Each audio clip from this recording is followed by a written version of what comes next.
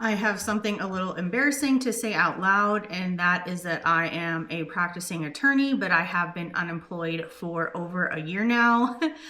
Let's go through some of the reasons why I think this is and what I'm kind of thinking about for a career shift, because this has been a really difficult time and I don't want this, if I can do anything about it in the future, to happen again.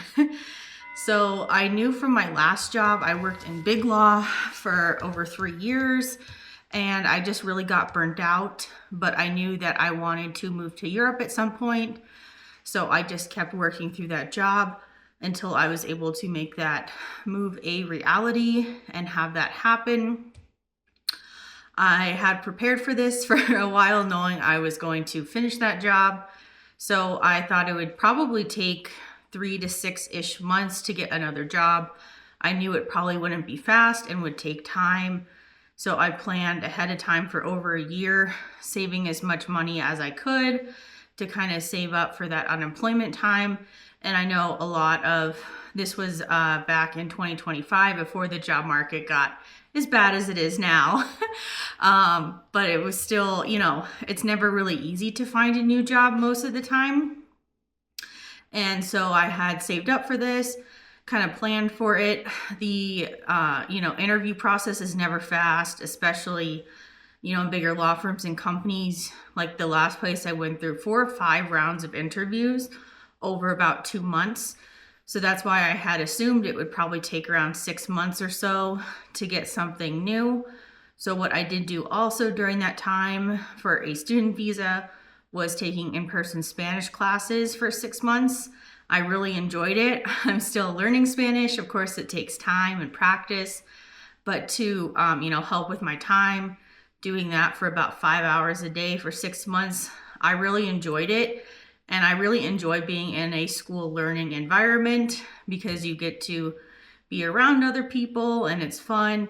And something like that, you're choosing to do it. So it makes it more fun as well. It's more activities. There's no stress. You don't do a homework assignment, like that's kind of on you because then you're not learning, but you're not going to get in trouble like in regular school, like fail a class or something and have to do more. So that was a big difference. But really kind of taking the time, applying to a ton of jobs. And I'm open to other things as well. I knew being in Europe, finding like an actual lawyer legal job would be hard. So I was looking for a lot of legal adjacent jobs as well, such as there's a lot of contract writing work, compliance work, even legal teaching in English as well, because you can teach English, but there are a lot of, especially now in Europe, big international corporations and law firms who will hire companies to help their non-native speaking English attorneys and staff get better in English, because as anyone who has studied law know, it has its totally own terminology and it's just very different. So that is one thing I looked at as well. I did work with one company, but they didn't have any current offers at the time. And then it kind of went by, so it didn't really happen. But now that it has been, once I hit the 1 year mark is kind of when it really hit me that this is tough and I'm going to have to switch it up a little bit if possible. I was, even until that point, doing what I can, got some referrals from people I knew who referred me to people who they knew were hiring, but that didn't end up working out. Even sending personal messages like on LinkedIn or finding their email on the company site or reaching out to certain companies and firms where I had someone in person to try to connect, different things like that, and just kind of doing what I can. In today's environment, you pretty much have to do everything online. You can't go in person anywhere and just apply or bring in a resume or even calling, especially attorneys who are billable. Well, one, you probably can't get through because their assistant will filter it, but they just don't have the time either. So at least when messages come through on, a job recruiting website or an email, they can kind of respond and see it on their own time. They don't have to do it right then. But it's just been really hard. And I think a lot of people, especially in the legal field, don't talk about it. I know there are tons of videos and news doing a lot of things saying that right now, especially like specifically in the US, it is one of the worst job markets, even worse than COVID, which I was looking for a job during then too and took a while. But it's been tough, yeah. And I think the legal field, and I know a lot of companies too, I think there's many reasons for that, and I'll go into it a little bit, but you don't really hear a lot of lawyers or see a lot of lawyers online really talking about it. There are some, Reddit threads like the Dash Lawyer Life and things like that where people will comment on that and say different things about their companies or their law firms. But I'll go through why I think some of this is getting harder and harder. I think the biggest thing for job applications for pretty much anyone, not just lawyers, is the AI job application process.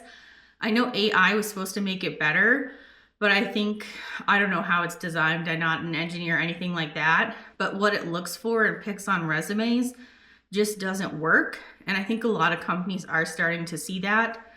Some jobs I have applied for, they actually say on there, a human person will look at your resume before making a decision. So I think a lot of companies are realizing that.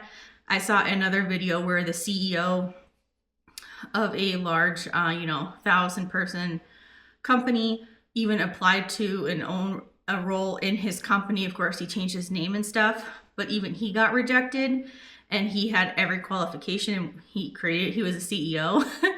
So I think the AI systems need to kind of get better, because you can tailor like all these different, they use this system, so make your resume like this, but it really doesn't help at all.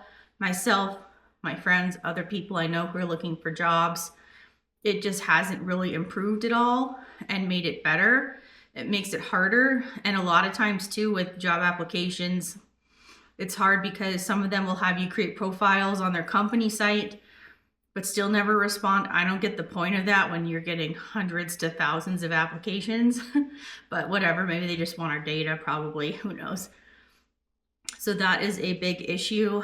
And also it's just looking for, if one thing could be off or not placed, appropriately, that can be hard. And a lot of companies, I heard there was a documentary on a similar subject I saw on YouTube. And I guess a lot of companies, to make themselves look better for investors or shareholders or just to the outer public, they will post job postings and they don't even will actually hire somebody. In the end, legally, they can just say, oh, we ended up, going with someone else, or, integrating that role into another person's role who is already there. So they post it so it looks like they're growing, they're hiring, it's a positive thing, they're making a lot more money, get more investors and look better, but it really doesn't happen. I've noticed that a lot. Even some of the websites now say be careful of ghost jobs. That's a really big thing too. And companies ghosting as well. I mentioned in a previous video that I did that I have, even had interviews scheduled and they just don't show. Or companies I'll be emailing to schedule something and they just ghost. Or a company I've already had multiple interviews with will just end up ghosting instead of not even replying, saying, sorry, we went with somebody else. So it's just been a really tough process. And kind of now that I'm so just looking at my notes, make sure I don't forget anything. It's just really defeating too. I think that's what people don't talk about. And you wonder, what else can I do? Besides, I've even tried, I mentioned in other video too, just part-time jobs, working at coffee shops, or just, hosting at a restaurant, or cashier jobs. And most of the time, I think I've only gotten one response out of probably 20 I've applied to for those, and I've had those types of jobs in the past. So even those types of companies and roles aren't responding or really hiring. And you can't go in person either. So it's what else do? You can't go in person. You send emails, you send messages, you apply, you try to talk to people, what else can you do? So I'm at a point right now where it feels really defeating, and just is it even worth applying to jobs anymore? is it even worth reaching out? Like over a year, and it's just nothing. And so that's what I think has really changed my focus into trying to pivot to get some other income in ways more working for myself, such as here on YouTube, and really starting to build that up as much. I've always enjoyed making videos and posting videos and doing creative things. So I'm really trying to lean into that to try to get some side money. So if something like this were to happen again and I quit a job, left a job, whatever the case may be, get laid off, that I would have some other income and I wouldn't get to a point of desperation where I'm at now. And so just trying to work through that and be as positive as I can. I feel like people really don't talk about how difficult it is from like their own perspective. I know a lot of news companies and people have made videos about the tough job market, but a lot of those people doing the interviews are people who have jobs, so they're just not in that exact same state, even though they're reporting on it and, you know, do talk to some people, but then they're people who get jobs. So it just kind of makes it harder, and especially like specifically the legal field, it's not really talked about and there's not videos on it. I don't know if it's just because, I mean, you don't see a lot of lawyers making videos, you know, career shifting too much. There was one girl, I remember she quit to like write a book or something. She was in BigLaw as well in New York. But it's just not very common. You are starting to see more videos of other people getting burnout like I did, leaving, you know, high paying jobs to go work in a coffee shop. Or I saw a thing on CNBC about a woman, you know, owning a matcha shop. So kind of doing different things like that, that's kind of more fun and fulfilling. And I think that's something I miss too, is having a job you can go do and just not stress about it all the time.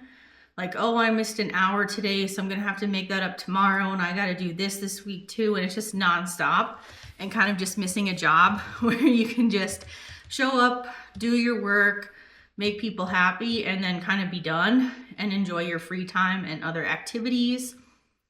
So I will say, in a positive note, it has been nice to have time to do my other hobbies that I really enjoy. I really do like reading. I got a public library card. I wrote about that as well. And, you know, being able to read books for free because it's really tight for money. Also just doing creative things, whether it's like making outfits for my dogs from other things I have, kind of like recycling, thrifting dog clothes, going on bike rides or walks with them, playing pickleball or paddle in Spain is very common. Being able to go to the beach and just kind of do things more outside. I'm really not someone who can just sit at a desk for 8 hours and be okay. I like to get up. I like to be moving. I like to be outside and enjoy where I'm at that time, even if I'm not a fan of the location, like the US right now, but just kind of making the most of what I have and what I can do for the future. But I think the last thing I will mention as well, which I know other people I think can really relate to, is the social letdown of it, because people will ask, oh, how long have you been unemployed? And different things you say a year, and they're like, how is that possible? You have this degree, this and that. Well, no degree means that you will for sure have a job. And a lot of times too, people saying that are people who already have jobs. Like, oh, it should be so easy. You can do this, you can do that. And kind of as I was saying earlier, they just can't relate to that because they're not in that same space. But just kind of, it feels like being looked down on sometimes, like, especially from people in the legal field. Like, they just don't get it. It doesn't make sense. And it's just kind of like shame of like feeling bad for what has happened and maybe choices I had made in leaving the job and finishing it before I had another job lined up. That is totally on me, but still, I just knew long term it wasn't right for me. And doing this, ideally I'd like to do part-time, but right now I'm just taking anything I can get because we're at that point, and I just see it as a job. It is not my whole life and who I am, and I'm not a worker bee. I've done other videos on this before. you know, we all need to work to survive. That's just part of life.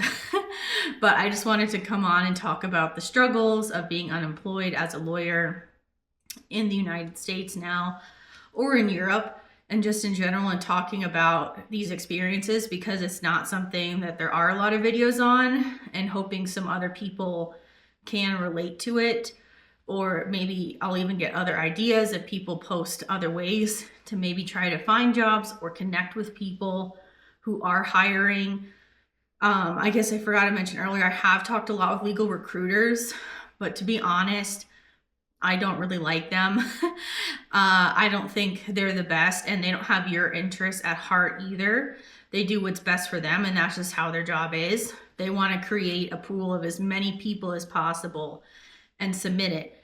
And then they just, obviously the company picks, so they just hope that the company picks one of their people so they get the commission. So they're not really helping you and advocating for you. They're advocating for which one of their clients is the best to get hired so that they can get the commission, which makes sense, that's their job. But a ton of jobs are posted by recruiters, and you talk with them, not for a long time, but still you have to just go through the talk with them, what you're looking for, where, this and that, and it just makes it harder. And I think a lot of people too looking for remote jobs is harder as well. I'm open to in-person work, but ideally I would like remote. I like the flexibility, I like the schedule, and I like not being stuck to a location. I know most jobs now are going back in person, the opposite, which I don't agree with, or I think it makes sense. I was working a ton more at a remote job than I was in person, which in turn made the law firm a ton more money for the billable work, but to each their own. And it just kind of makes it hard too, because I know a lot of other people are looking for remote jobs, and the competition is just big right now. The employers, whether it's, you know, law firms or companies in many different sectors, they have the upper hand and they know it. So they can offer less jobs, less pay, less benefits, all those kind of things. So this is kind of my video on how I've been feeling about being unemployed for over a year now as a lawyer, and kind of what I'm going through and what I'm going to try and pivot towards. And I hope this kind of relates to other people who might be going through the same thing now, or now they coin it long-term unemployed, which is very true.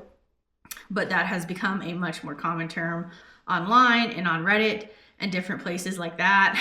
So I will continue making all these series, my videos of my experience trying to pivot, get back to something else, have something else, and eventually move back to Europe at some point. So I hope you guys enjoy this video and follow along to continue seeing my journey.